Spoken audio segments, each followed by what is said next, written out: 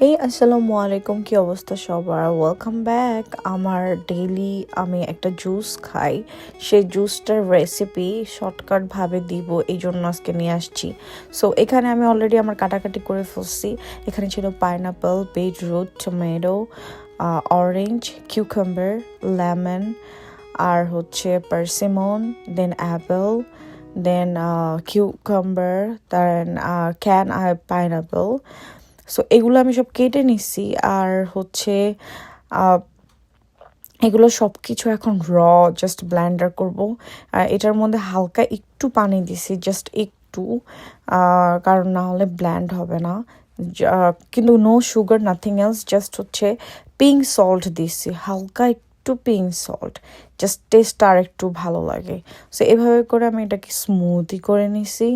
দেন এটা কি করব, ভালো মতো স্মুদি করে ম্যাশ করে তারপর হচ্ছে ওই জিনিসটা অনেক হ্যাভি হয়ে যাবে, খেতে পারবো না।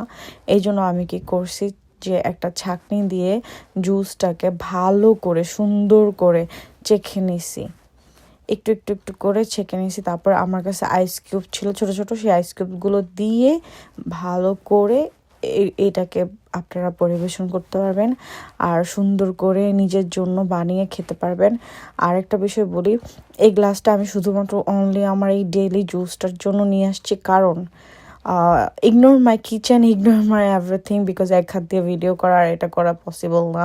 সব কিছু এই তো ব্যাচেলার্স লাইফ, সব উল্টাপাল্টা। তারপরে আমি আমার ব্রেকফাস্টও করে নিয়েছি, জুসও বানিয়ে নিয়েছি, জুসটা একটু বেশি হয়ে গেছিলো।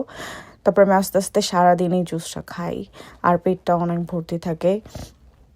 হ্যাঁ, তার মাঝে আমি এটা করার পর সাথে সাথে আমি ব্রেকফাস্টও করে নিয়েছিলাম। সো সবাই ভালো থাকবেন, দোয়া করবেন। Bye bye.